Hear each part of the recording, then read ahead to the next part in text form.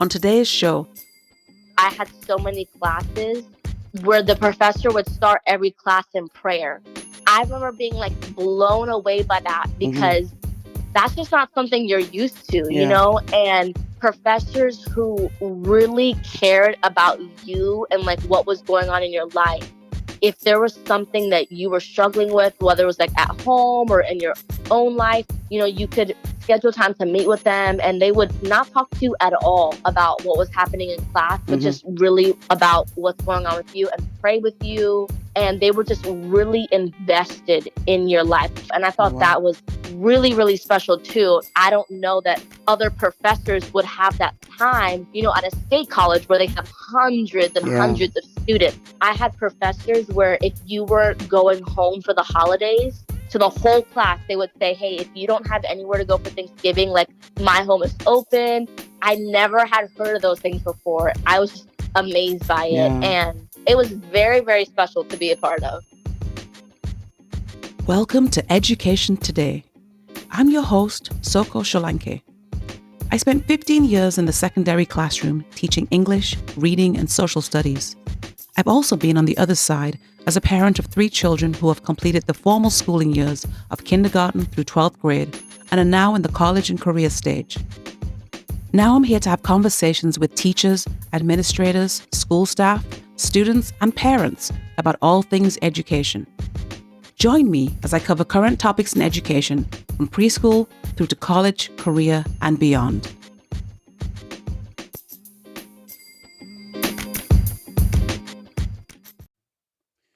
Okay, welcome to today's show. Excuse my hoarseness. This is the result of living in Florida in the off season where the temperature fluctuates between 45 degrees in the night to 75 degrees in the middle of the day, and you end up getting sinus infections and colds, which is what's happening right now, and hoarseness. But we're still here. We're still gonna do this. So our topic today is all about what it's like to attend a private Christian university. And my guest is Natasha Mieses. Welcome, Natasha. Hi, so good to be here. Yeah. So you, Natasha was my student a long time ago. You weren't my student, were you? You actually weren't my student. I just realized that. Technically, I was never in one of your classes. We just met through Legacy Club. Yeah. My brother was my student. Yes. Yes. So Natasha was a sponsor. I'm sorry. Sorry, what's wrong with me today? Natasha was the president of a Christian club called Legacy. And it was a club that I sponsored the high school that she attended. So basically, when you were in high school, Natasha, you were very much involved in your church and also campus ministries, correct? Yes. It was really important to me. So what was that like being on a high school campus and being able to share your faith? Well, definitely being like, in a public school, having an opportunity to get to talk about God and we had worship services, prayers services, and getting to invite guests to speak. Yeah. I remember at the time we would have pretty great turnouts to our meetings, and whatever. It almost like didn't matter what got them in the door, but they always came and they stayed the whole time. And it was cool too because I got to talk to students from different grade levels and people who were like, oh, I came because my friends were here, but I liked it, so I stayed. So I think it was a very special opportunity, and it helped me as well, grow as a leader to get to be in that, position as a student and just learn how to, communicate with others and, get to know other people who maybe have a completely different story than I do. So it taught me a lot of strong life skills and communication skills, and I was so grateful for that. Yeah. Because it's one thing to get up in your church's youth group and talk about Jesus, Right. But it's another thing to do it in your high school, right? Yes. Yeah. Absolutely. So that definitely helps to, develop a boldness for the gospel. And be confident in your faith. Yeah. Absolutely.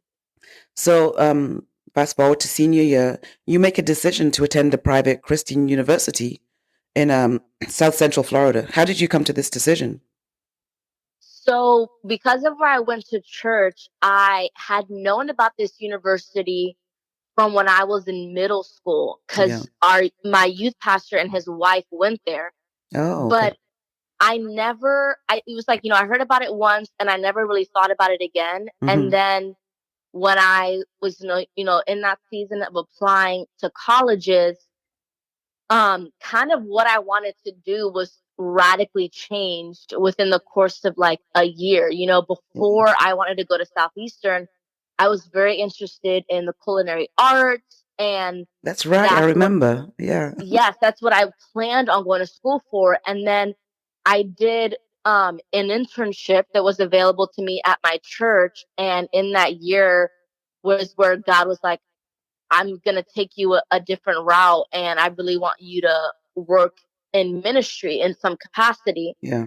And so I was like, okay, I don't even know what that looks like. And Southeastern just, came back into my head. And I was like, well, I feel like this is going to be the best place because it wasn't just a Bible college, because I didn't feel like I was called to be a pastor necessarily or a missionary. But I knew that whatever I did, I wanted it to be faith-based. Yeah. And I went, when looking at Southeastern, them being a university and having like a well-rounded educational program, for, from things like in the arts to sciences, math, communications, marketing, like just all over. Yeah. And it being, a Christian university, I just was really attracted to that because I knew that I would get to meet, peers that, have the same beliefs, but also were maybe walking different ways when it comes to their careers. I mean,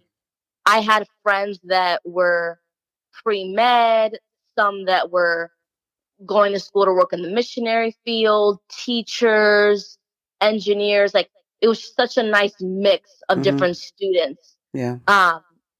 And so that was what kind of brought me into SU. And then I just started going through the process, and then thankfully, got accepted and got to do all 4 years there. Oh, wow. So you mentioned that you did an internship at your church that let you know that you were supposed to be working in ministry. What was the internship about? So the internship, it was kind of like their first time kind of relaunching this internship program. And at the time, it was the summer before my senior year of high school. And before the internship, I was very involved in the youth ministry. So I was the service producer for all of our weekly Wednesday services. Oh, wow. And I was leading volunteer teams and serve teams.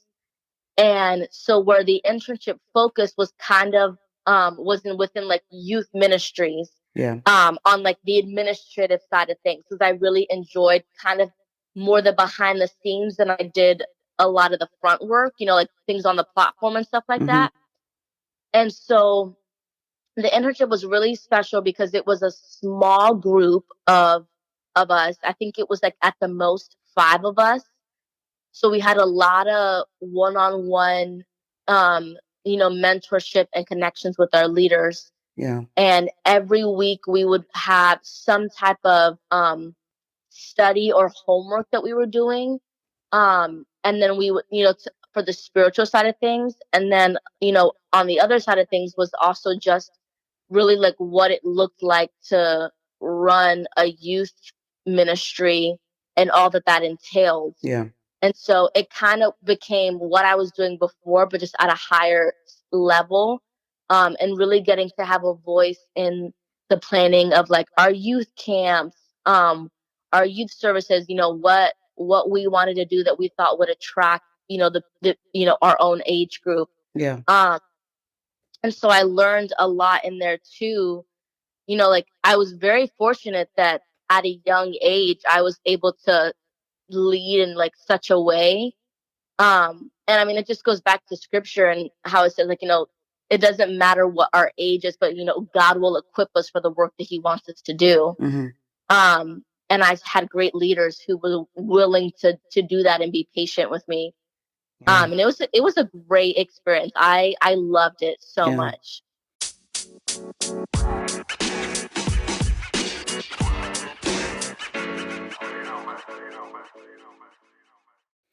So then you ended up going to Christian University. What was that experience like? What I mean by that, because I haven't been to a Christian university. I haven't attended one. Like, were most of the students Christians? Were the professors Christians? What was it like? Yes. So I think one of the biggest like myths about going to a Christian university is that everyone there is a Christian. Mm-hmm. And so some people will say, well, as Christians, we should be out in the world, ministering to those who don't know the Lord, which that is true. But at a Christian university like SCU, because it wasn't only a Bible college, I mean, we have athletics and things like that. So, there were students who were coming to SCU on an athletic scholarships who were not Christians. Yeah. And so it didn't feel like you were entering this bubble of, oh, everyone here's a Christian and I'm not going to really know how to interact with people outside of this world. Yeah. I mean, I would say like, I don't really know any like formal statistics and anything like that, but at least like maybe half of the student body, or maybe a little bit less than that, I would say probably don't walk in a relationship with the Lord. And that was like another thing that I loved of my experience there, was that I was getting to speak and build relationships with students who didn't have a relationship with the Lord. Maybe they knew who he was, but just didn't really walk in a relationship with him. And so like I still was given opportunity to lead other students and mentor other students. And so I think for anyone who's like maybe not sure if they should do a Christian university because they're afraid of being trapped in a bubble, I would definitely do some deeper research, because at Southeastern it was definitely not like that. Like you met people from all over the world, which was really cool. I mean, Southeastern had a lot of international students. So you're getting to meet people from literally all parts of the world, and who even like, if they did grow up in faith, like what they grew up in is so different than what you grew up in, because where they were located. And it's like, it was a very well diverse campus. And, we did have really, really great chapel services. And I remember when I was first did my tours and stuff like that, they didn't have a service that you could go to like on Sunday mornings for church, which is like kind of what we're all used to. Yeah. And when they explained why, I was like, man, I love that. It made so much sense. And basically what they did was, we would have services throughout the week, Monday through Thursday, not every day, but there would be different services throughout the week that you could attend. And the reason why they specifically didn't want to do a service on Sunday morning was because they wanted you to get involved in a local church of the community and attend there and serve there. Yeah. So at the beginning of every school year, they would do, I don't remember exactly what they called it, but they would do like almost like a church fair where churches of the community would come to the campus. Yeah. And basically like, promote their church, their services. And then even if you didn't have a vehicle for the first month of school, there was a bus that would take you to visit. They would visit a different church every Sunday. That way you could see a few different churches and then decide on which one you wanted to land on. And, hopefully, you had a group of friends who decided, okay, we're all going to go together. And one of you had a car. So then you all start going to church every Sunday together. So I really love that, because it, they just emphasize the importance of like getting out in the community that we're in. Like, I think especially when you're in college, it's so easy to kind of stay in your college community and not really see what's happening around you. And so I thought that was just a very unique way of like, no, like we want you guys getting out in the community and being a part of that. Yeah. And it was very, very cool. And then to answer your question about like the professors, that was one thing that I was blown away by was that the professors really like walk in relationship with the Lord and believe in God. Like, I didn't come across one single professor that wasn't like in love with the Lord. And and not like you would have a professor talking about like, you know, the Bible and things like that, but just in the way that they would teach, like it was evident that they believed in the Lord. I mean, I remember like my first year, I had so many classes where the professor would start every class in prayer. And I remember being like blown away by that because that's just not something you're used to, you know? And like professors who really cared about you and like what was going on in your life. And like if there was something that you were struggling with, whether it was like at home or in your own life, like, you know, you could schedule time to meet with them and they would not talk to you at all about what was happening in class, but just really about what's going on with you and pray with you. And they were just really invested in your life. They really cared about you. And I thought that was really, really special too. You know, obviously I've never been to any other university, but I'm like, I don't know that other professors would have that time with, you know, at a state college where they have hundreds and hundreds of students, you know? Definitely not. Because like, you know, at Southeastern, it also being a private college, like it's a lot smaller. Like, I mean, I wouldn't say it's tiny, but it's, you know, a lot smaller than your average, you know, state college. So because of that, like these professors had the time to do that. And that was, I mean, I remember I had professors where if you were going home for the holidays for Thanksgiving, they literally like to the whole class, they would say, hey, if you don't have anywhere to go for Thanksgiving, like my home is open. Same for like Christmas dinner. Like it was like, I'm like, I never had heard of those things before. And it was just I was just amazed by it. And it was very, very special to be a part of. I guess that's definitely a benefit of being in a smaller university, Christian or not, you know, that's good. Yes, absolutely. Yeah.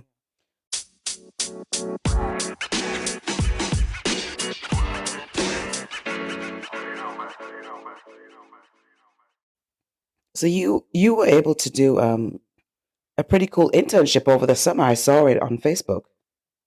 Yes. Tell me about that. So what I majored in at Southeastern was in communications. Okay.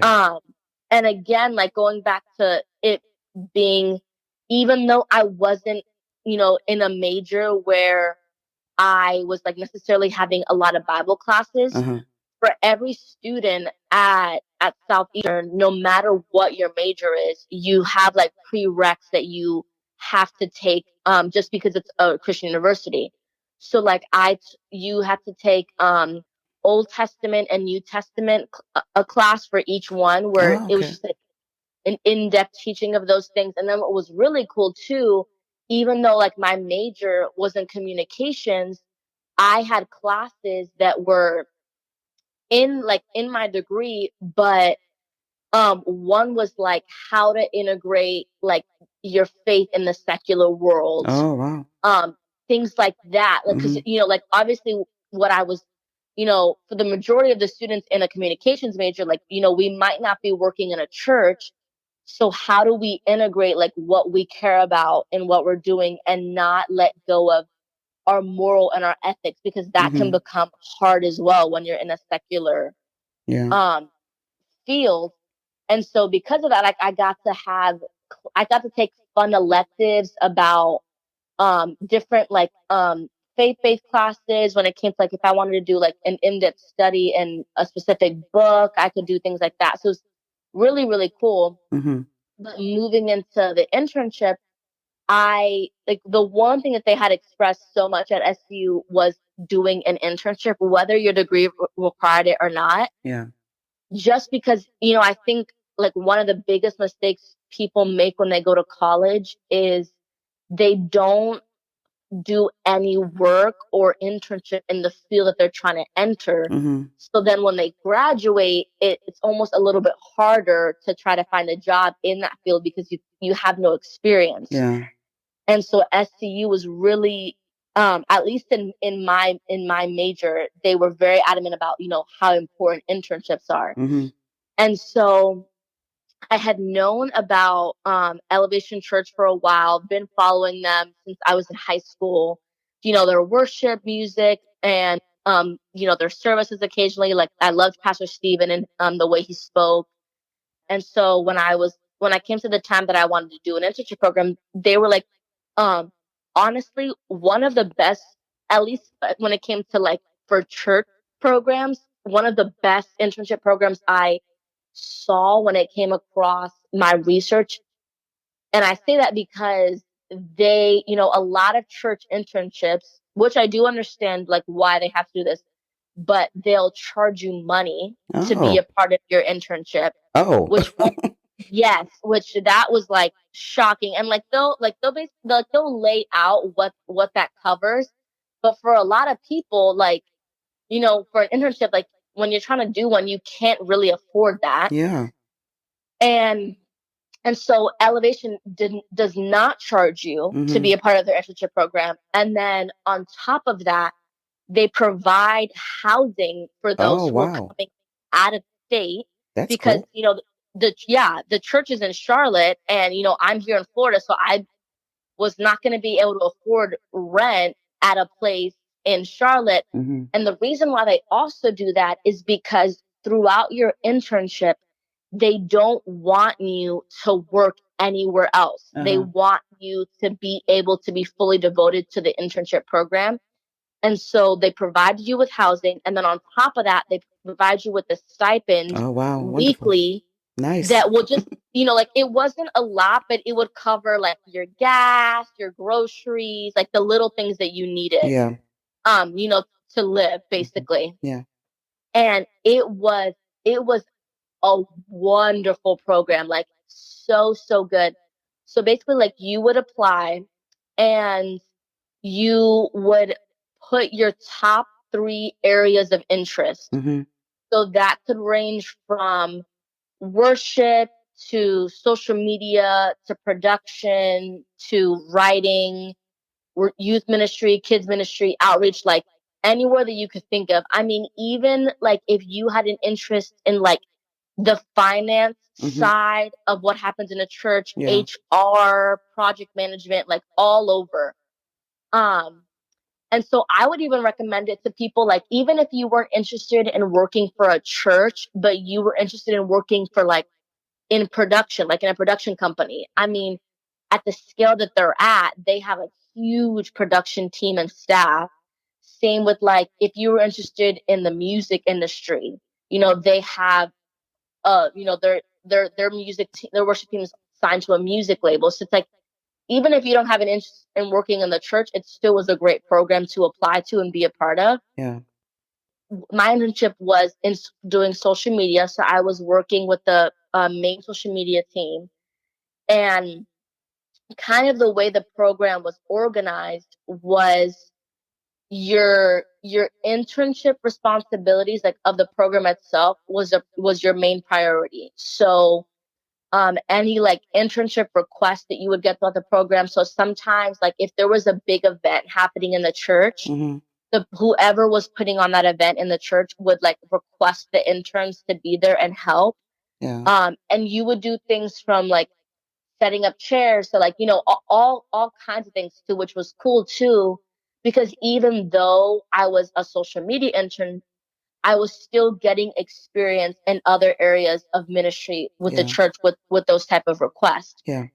It was cool too, especially at Elevation, was because they don't, I think with internships, like the cliche is that you're going to be the one getting the coffee, making the copies, like doing all these things that kind of feel like boring tasks.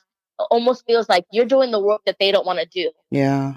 Where at Elevation, like, that was one of the first things they talked about, where they were like, you won't be doing just that. Like, they're like, you do some of that, sure, but you're like, you're here because you're supposed to be here, and because, like, you know, we had like whole like job descriptions. Like, it wasn't like we just were kind of like would come into every day and be like, okay, what am I doing today? Like, no, we had responsibilities that we were in charge of, that we were supposed to take care of.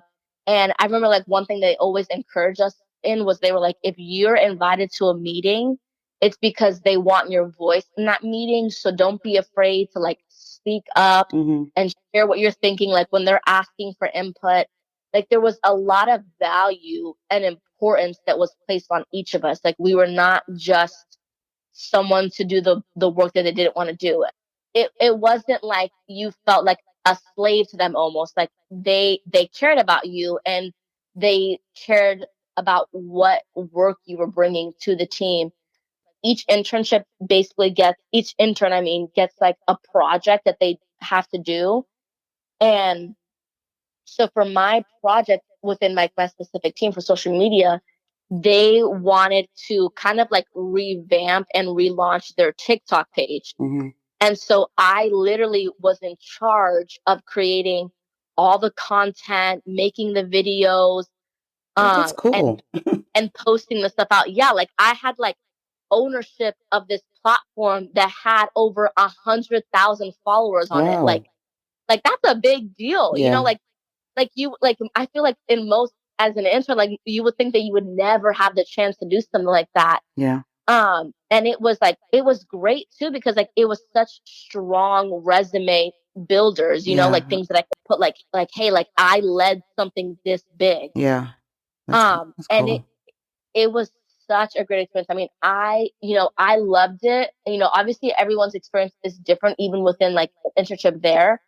But I really had like no complaints. I mean, it was hard work. Like, and they told you about that. Like, they were like, you know, like, one thing they wanted to be clear about was that, you know, in this internship, they're like, you know, like how people will often say that working in ministry is a marathon, where, you know, there's points of the marathon that you're jogging, and there's other points where you're sprinting.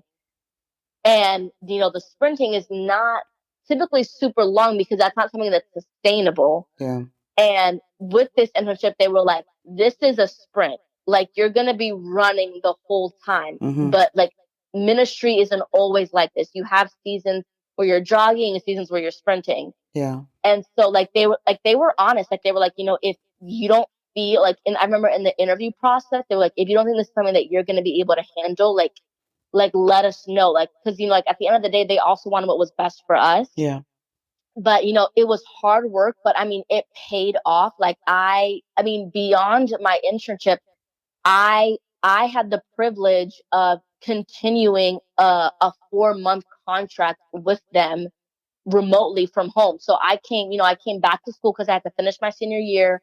And their team was going through a transition where they were looking to hire some people. Some people were kind of moving around. And so they asked me to stay on in a remote position, and I was helping run the Facebook page at that time. That's cool. Paid or part of the internship? So no, that was paid. Oh wow. So that was like a full paycheck, and I mean, it was great. Like, it was like kind of the work that I was doing already in my internship, a little bit like more and a little bit higher, like what my responsibilities were. And I love that, because it was another great thing, like, to put on my resume. And I got to meet like a lot of great people there and network. And I mean, like, I had such a great relationship with my supervisor and my coworkers on my team that, like, after college, when I was applying to jobs, I would put like tons of people from there down as references, because they, like, that was the one thing they used to always say, like, when you go anywhere, like, put me down as reference, like I'll give you a glowing recommendation. And so it was great too. And I mean, I still have relationships with the other interns that were in my class, and even some of the coworkers that I had there. So like, I literally have some like lifelong friends from there now. But it was great. I loved it so much. That's good. I'm glad you had that experience.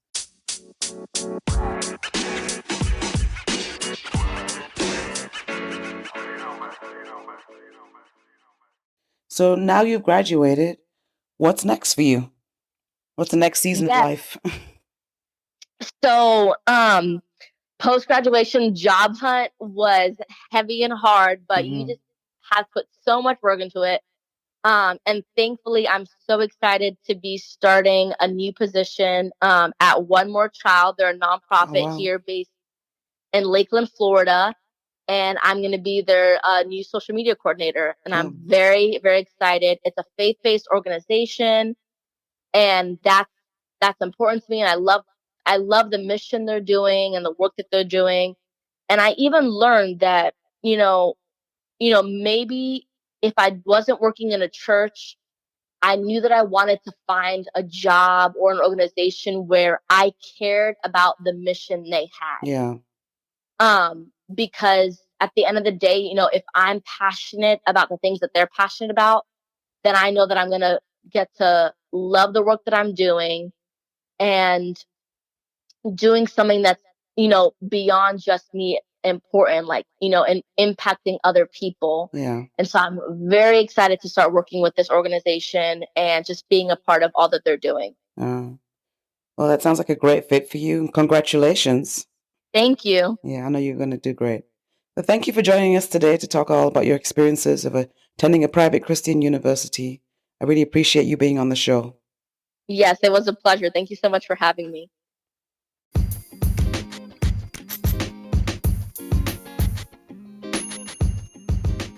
Well, thank you for listening to this episode of Education Today. We'll be back next time with more current topics on all things education. In the meantime, you can email any questions or comments you have about the show to edtodaypodcast@gmail.com. If you enjoy the show, please hit the subscribe button on whichever platform you are listening so we can continue to expand our reach. We are listener supported, so if you're able to make a small monthly donation, you can do so by clicking the Support This Podcast link at the bottom of the show notes. Check out my blog for more about my experiences as a classroom teacher at medium.com/@SOCO. That's medium.com/@SOHKOR. You can also find me on Instagram at SOCO_rights. That's SOHKOR_rights. See you next time, and thank you again for listening.